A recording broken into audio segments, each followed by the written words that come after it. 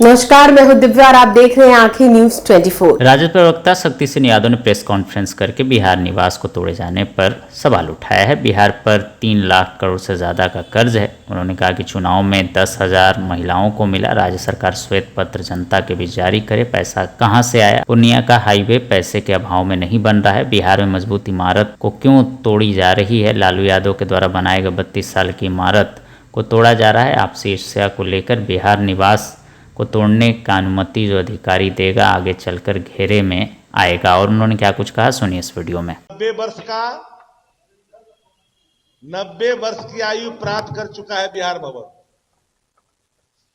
बिहार भवन की आयु हो गई है 90 वर्ष। 90 वर्ष के बिहार भवन से छेड़छाड़ नहीं की जा रही है। बिहार निवास जिसकी आयु मात्र 32 साल है, जिस इमारत की भव्यता, उसकी मजबूती, उसकी रौनक,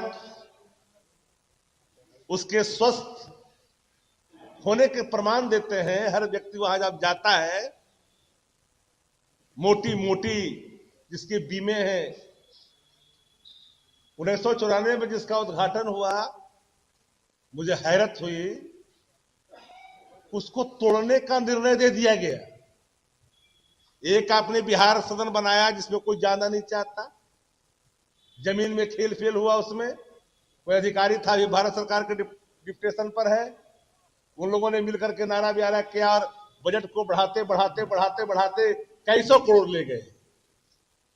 बिहार निवास जो मात्र 32 साल की आयु प्राप्त किया है, राज्य की सरकार को स्पष्ट करना चाहिए बिहार की जनता के सामने कि क्यों कर तोड़ी जा रही है।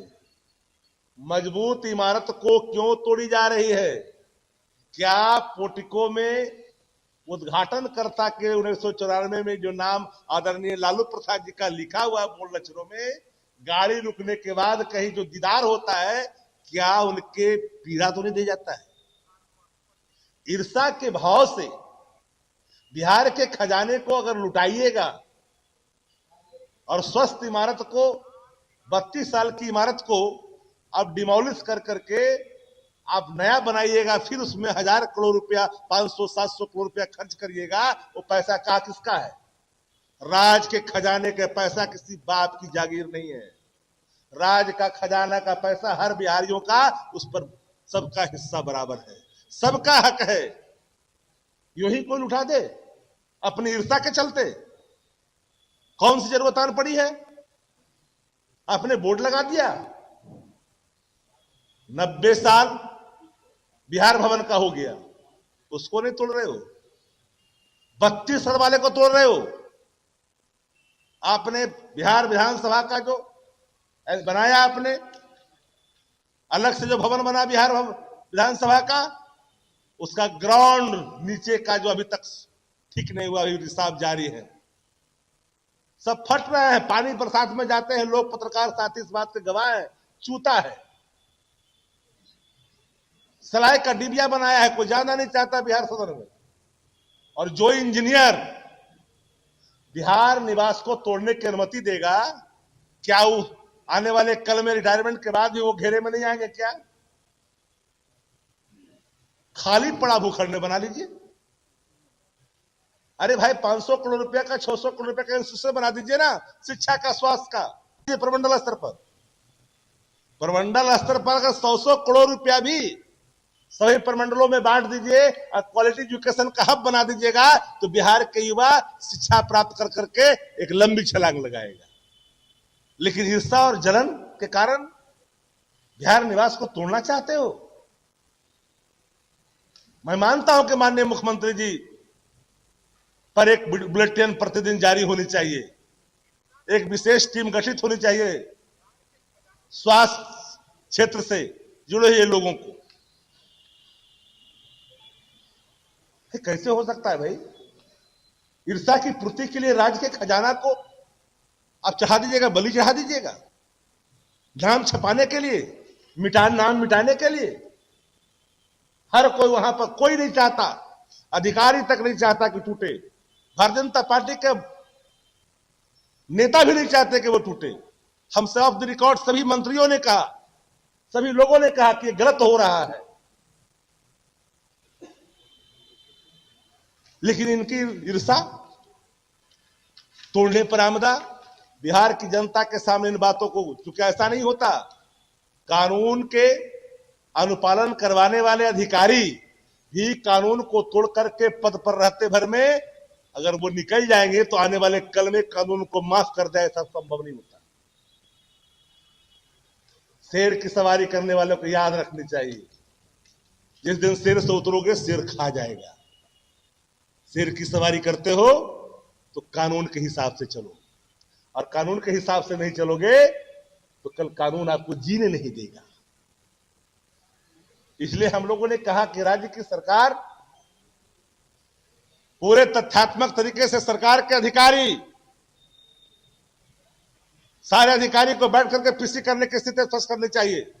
एक टीम गठित करे और गठित कर करके अत्यंत स्थिति बताए बिहार निवास के बारे में।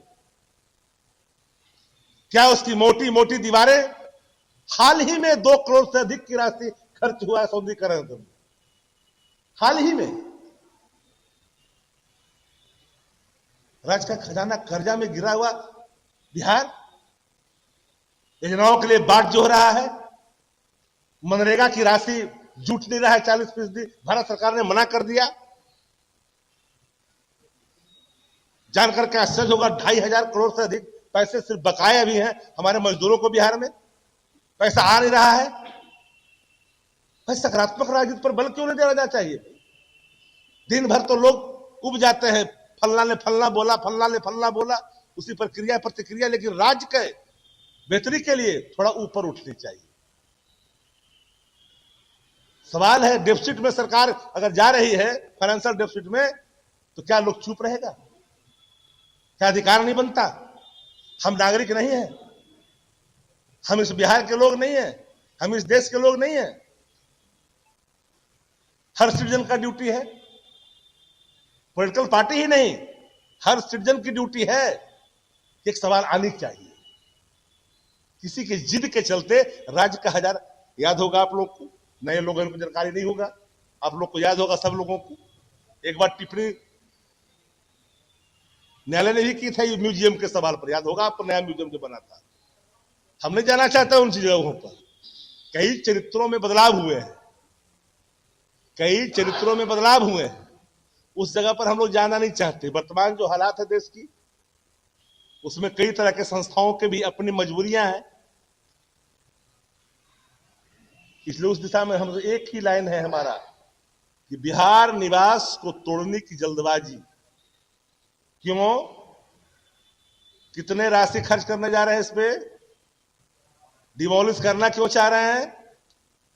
मजबूत इमारत तोड़ना। 32 साल की मात्र अवस्था प्राप्त करने वाले व्यक्ति को आप चाहते हैं जमीन दोज कर देना, और 90 साल के लोगों, 90 साल का जो उम्र प्राप्त कर लिया है बिहार भवन, तो उसमें कब्जा किए हैं, उसमें कब्जा किए हुए हैं। हालात बस से बदतर है। हम उम्मीद करते हैं, आप लोगों से हाथ जोड़कर प्रार्थना करते हैं कि इन सवालों को राजहित में उठाइए। आंखें न्यूज़ 24 देखते रहिए, 24 आवर्स देखते रहिए और दुनिया की अच्छी और सच्ची खबरों से अवगत होते रहिए। आंखें न्यूज़ 24 कभी नहीं करेगा आपको बोर। अगर आपने अभी तक हमारे चैनल को सब्सक्राइब नहीं किया है तो हमारे चैनल को जल्द से जल्द सब्सक्राइब करें, लाइक करें, शेयर करें। राजधानी पटना में कई वर्षों से शिक्षा में उत्कृष्ट योगदान दे रहा है Lohia Nagar Mount Carmel High School Kankarbagh Patna, जहां नर्सरी से कक्षा 12वीं तक की होती है पढ़ाई। 10वीं और 12वीं बोर्ड परीक्षा में 100% अंक का रिकॉर्ड।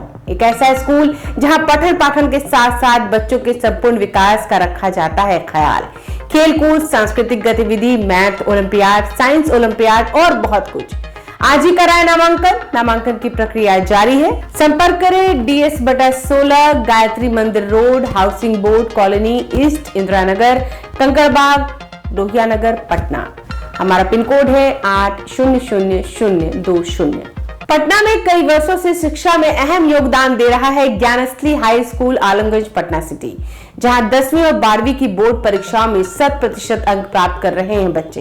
एक ऐसा स्कूल जहां न केवल होती है पढ़ाई बल्कि साथ ही साथ होती है कल्चरल एक्टिविटी, स्पोर्ट्स एक्टिविटी से जुड़े गेम्स, मैथ ओलंपियाड से लेकर साइंस ओलंपियाड, जहां बच्चों के लिए स्कूल कैंपस अत्याधुनिक सुविधाओं से लैस, छोटे बच्चों के लिए वाहन और ट्रांसपोर्ट की विशेष सुविधा। तो देर किस बात की, आज ही कराएं अपना नामांकन Gyansthali high school Alamganj Patna city में, जहां नामांकन की प्रक्रिया जारी है। संपर्क करें पुलिस चौकी Alamganj main road near Alamganj थाना पटना बिहार 800007।